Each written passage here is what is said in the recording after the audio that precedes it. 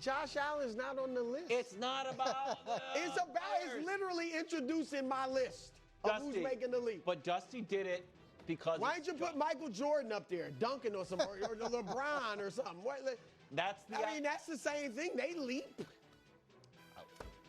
I'm just saying. He got into my doc and started writing out what I was supposed to say. He's never done that in the history of the show because he loved the graphics so much. Sorry, Dusty.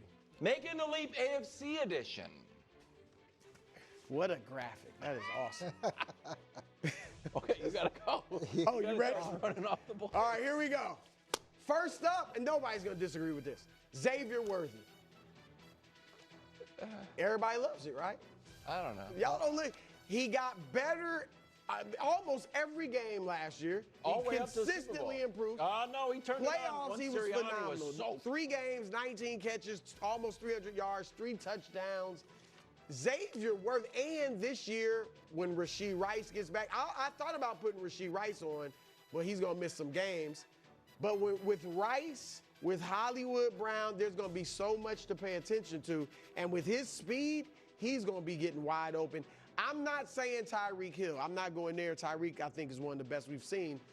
But some of that impact with his speed, with Mahomes motivated to get the light show going. Them having a better sense of how to use them. Yes. I'm telling y'all. Mahomes he doesn't like to throw the ball deep anymore. Oh, he will. He hasn't. The light show is right. Back. He knows the light show is required this year. All right. Next up, I'm staying with a lot of receivers. I told y'all in the NFC and the AFC. Keon Coleman. I like this a lot. All right. I think, obviously wasn't quite as good as we wanted him to be last year. But so the reports are that he's really worked this offseason at getting stronger. He's a huge target, 6'4".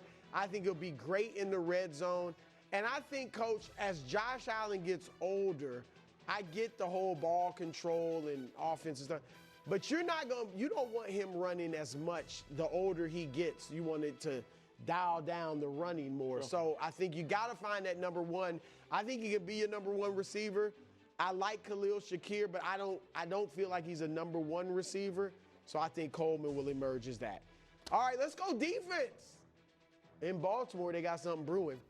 Nate Wiggins, cornerback. He's a burner. He can guard guys one-on-one. I thought he showed great improvement over the second half of the season when that defense really got it together.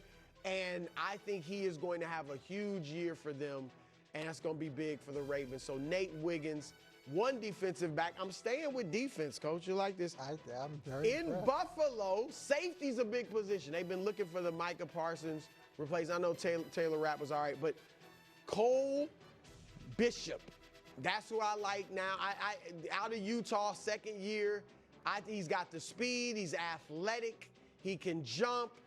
I think he could be their next Micah Hyde. He could replace that position. Did I say Micah Parsons? Yeah, we got Micah Parsons on the brain. He could be the Micah Hyde, and I think he'll take a big jump. Not a lot of people expecting that from him, but I am. All right, and then Wilds, I saved the best for last. Drake Maye.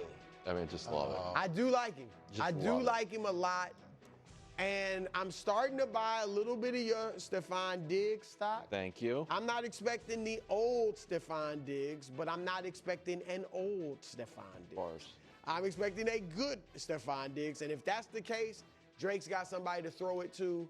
I love Josh McDaniels being there with him. And so, Drake Maye. Making the leap. Perfect.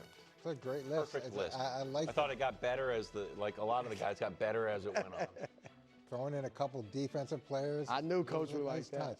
I'm gonna stay with the quarterbacks, and I'm going with Justin Fields. Wow. And here's my thought process with Justin Fields. If we can bring up what he's done over the course of his career, to me this is what's encouraging. Is each year it gets a little bit better. So you look at his completion percentage. Each year it's improved.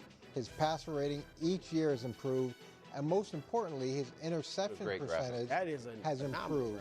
And we talked yesterday about Anthony Richardson, and you look at year 1 to year 2, not only was there not improvement, he declined in a lot of areas, and that's discouraging. But with Justin Fields, he's made those slight gains, and he goes to Pittsburgh, he gets the opportunity. Then he gets sat down. He doesn't make any waves. He's a great teammate. To me, that too shows maturity, and it shows that he's willing to sacrifice his goals for the greater good. Now he gets this great opportunity in New York. I believe Aaron Glenn's going to have a physical style of play, and the running game, it won't be him running because he doesn't necessarily know where to go with the ball. I think the runs that are part of that package are going to be designed runs that maximize his ability to threaten the defense, which will then help him in the passing game as well. How do you like him? I mean, obviously they play both at Ohio State, Garrett Wilson. Do you think that connection is going to be like big time for him? Yeah, I think it's going to help anytime you come into a situation where you have a relationship with one of the best players. That's very positive. And, you know, the fact that Garrett can also vouch for him in the locker room and say, hey, this is who this player is, that helps too, having an advocate in the locker room as you arrive. Wilds won't like it, but if coach is right, Wilds, look, if Justin can play, because I still think they have talent. The defense, I think, certainly with Aaron Glenn is going to be good. And then offensively, Garrett Wilson, some of the running back, and they made he can play, they made a commitment to him from a salary perspective. It's $20 million over 2 years, but it's not the high end where they couldn't move on from. What I like is it's the anti-Jets formula, right? Their number ones go other places and play well. Now they're trying to take someone else's number one and see whether or not they can play well for them. This is a question we're going to do maybe 30 times before the start of the NFL season. Who do you think is under more pressure when Aaron Rodgers and the Steelers come to play Justin Fields and the Jets? Aaron Rodgers by a mile, yeah. Because Aaron Rodgers was brought into New York. He was brought to New York and then given every possible resource to be successful. And even as he asked for things later on as the season unfolded, the owner said yes, and it turned out the way it turned out for everybody. Where with Justin Fields, you know, he had to earn this opportunity after leaving Chicago, then going to Pittsburgh, and showing he could potentially lead a team. Revenge game for Justin Fields. I'd like him to do well. I think if he does well week one, can go. But if he doesn't, my wrist. It's a confidence. That's a tough confidence Jets, killer. just because if Pittsburgh is good, that's a tough defense to face. Yeah, this is not going to be perfect. I'm just hoping that he follows the same path he's been following, and it gets better. That was a great graphic. Great graphic. Yeah. You won graphic of the day. Thank you. It's a new segment, graphic of the day. Rue was talking about how hard he was working, so yeah. That's a good point. Coach is like, I was grinding too. Well. Trey Lance proves Coach right. That's next.